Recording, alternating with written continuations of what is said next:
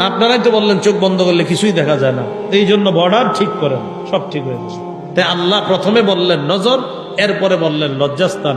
নবীও বললেন বিয়ের 1 নাম্বার উপকারিতা নজর হেফাজত, 2 নাম্বার লজ্জাস্থান হেফাজত। বুঝে আসছেন এবার সবার?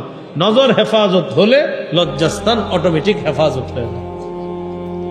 তো নবীজি বললেন যুবকরা, তোমাদের যাদের টাকা আছে, অর্থ আছে, বিয়ে করে ফেলো। অনেক যুবকরা মাশাআল্লাহ সামর্থ্যবান, চাকরি করে 20, 30, 25, 15, 10,000 টাকা বেতন পায়, এরা এখনো বিয়ে করে না, কয় আগে জমায়া নেই। সমস্যা নাই, আপনি যদি বিয়ে না করে গুনাহ করেন, এই গুনাহের ভার কে নিবে বলেন?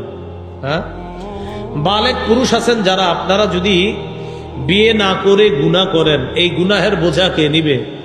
রাসূল সাল্লাল্লাহু আলাইহি সাল্লাম বললেন তোমাদের সামর্থ্য থাকলে বিয়ে করো, যদি সামর্থ্য না রাখে তাহলে রোজা রাখো।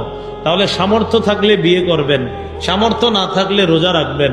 তাহলে আমার সাথে বলেন, বলেন হয়তো বিয়ে নয়তো রোজা, গুনাহের সুযোগ নাই। তাহলে বিয়ে করতে হবে, না হয় রোজা রাখতে হবে, গুনাহের সুযোগ নেই। আপনি বলবেন হুজুর টাকা নাই বিয়ে করি না, তো ঠিক আছে টাকা নাই বিয়ে করেন না, গুনাহ করেননি, গুনাহ তো হয়ে যায়, তো রোজা রাখেন। হুজুর রোজা রাখবো? হ্যাঁ রোজা রাখেন, আপনি বিয়ে করার সামর্থ্য নাই তো রোজা রাখেন। আর সামর্থ্য নাই কেমনে? 50,000 টাকার মোবাইল যে চালায়, এর তো আর কিছু মিলাইলে মোহর হয়ে যায়। আল্লাহ আমাদেরকে বুঝার তৌফিক দান করেন। আপনার সন্তান জন্মের আগে আপনার কাছে পাও না, আপনি তার জন্য একটা ভালো মা আনতে হবে, ভালো মা। আপনি যে বাবার কাছে সন্তান পাও না, আব্বা আমি যে দুনিয়াতে আসবো, যে মায়ের পেট থেকে, আপনি আমার জন্য একটা ভালো মা আনবেন, এটা সন্তান আপনার কাছে পাও না। এবার স্ত্রী নির্বাচন করলেন। ক্বালা রাসূলুল্লাহ সাল্লাল্লাহু আলাইহি ওয়াসাল্লাম আরবাউম মিনাস সাআদা, আল্লাহ নবী বলেন সৌভাগ্যের লক্ষণ হলো 4টা। জোরে বলেন সৌভাগ্যের লক্ষণ কয়টা? 1 নাম্বার আল মারআতুস সালিহা, নেককার নারী। 2 নাম্বার আল মাসকানুল ওয়াসি', প্রশস্ত বাড়ি। 3 নাম্বার আল মারকাবুল হানি, চলাচলের জন্য সুন্দর একটা গাড়ি। 4 নাম্বার ওয়াল জারুস সালিহ, নেককার প্রতিবেশী। 1 নাম্বার নেককার নারী, 2 নাম্বার বড় একটা বাড়ি, হালাল টাকায়। কি টাকায়?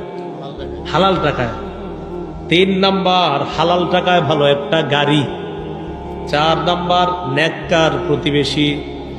মাঝের 2টা অনেকের সামর্থ্য হতে পারে, হতে নাও পারে। বড় বাড়ি আর সুন্দর গাড়ি নাও হতে পারে, সামর্থ্য নাও থাকতে পারে। আওয়াজটা একটু কমান না ভাই, আওয়াজ একটু কমায় দেন, মাইকের আওয়াজ একটু কমায় দেন। বাংলাদেশের সব আলোচক চায় আওয়াজ বাড়াইতে, কিন্তু একজন আলোচক পাইবেন, হ্যাঁ খালি কয় আওয়াজ খালি কমান, খালি কমান। আওয়াজ বাড়াইলে কি হয় জানেন? আমার সাথে বলেন, বলেন ফাটে, বলেন ফাটে, বলেন কি ফাটে, সবাই বলেন কি ফাটে। জানি না, আওয়াজ বাড়লে খালি বুঝবেন ফাটতাছে। কি ফাটতাছে? ফাটতাছে কিছু একটা, গিয়া কাছে দৌড়ে যাইতেছে, হুজুর ফাটাই লাইতেছে, হুজুরে কি ফাটায় এটা তো জানি না কি ফাটায়। আওয়াজ বেশি হওয়ার একটা কথা মনে রাখেন, খালি মনে হবে আপনার হুজুরে ফাটাই লাইতেছে, কি যে ফাটাইতেছে কিচ্ছু বুঝবেন না। আমি আমার জিন্দিগিতে ফাটানো কোনো আওয়াজ যদি শুনছি, আমি শ্রোতাও হই নাই মাহফিলে। এক সময় তো শ্রোতা ছিলাম, এমনি আমি জীবনে এগুলোতে যাইতামও কম, ছাত্র জীবনে তো মাহফিলে যাইতাম না। জিন্দিগিতে একটা মাহফিলে গেছি পুরা ছাত্র জীবনে, মাহফিল মানে বয়ান করার জন্য, শ্রোতা হিসেবে আর কি। ছাত্ররা যাইতো মাহফিলে, আমি পড়াশোনা করতাম। তো আপনার এর পরে আপনার যেটা শ্রোতা যদি আওয়াজ বেশি হয়, তো ওইটার ধারে কাছেও আমি নেই। আওয়াজ ফাটে, বয়ান কি জানি না। আর কম আওয়াজে কি হয় উপকারিতা? বয়ানটা সবার কানে গিয়ে ঢুকে, এটা আর ফাটে না, এটা কানের ভিতরে ঢুকে।